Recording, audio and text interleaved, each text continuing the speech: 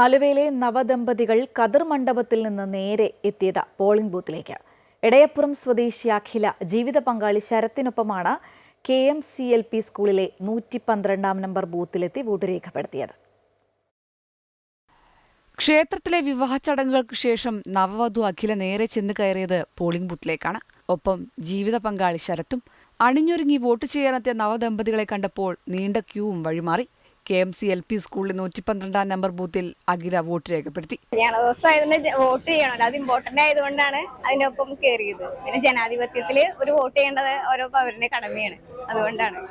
BA B.Ed ബിരുദധാരിയായ അഖില എടയപ്പുറം സ്വദേശിയാണ്.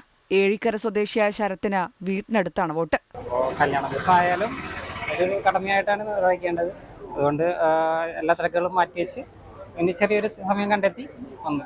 തൊട്ടടുത്ത ഹാളിൽ വിവാഹ സൽക്കാര ചടങ്ങുകൾക്കിടയിലായിരുന്നു ഇരുവരും ഒന്നിച്ച് വോട്ട് ചെയ്യാനെത്തിയത്. വിവാഹ തിരക്കിനിടയിലും തന്റെ സമ്മതിദാനാവകാശം വിനിയോഗിച്ച സന്തോഷത്തിലാണ് പോളിംഗ് ബൂത്തിൽ നിന്നും ദമ്പതിമാർ പൊതുജീവിതത്തിലേക്ക് കടന്നത്. അമൃത ന്യൂസ്, കൊച്ചി.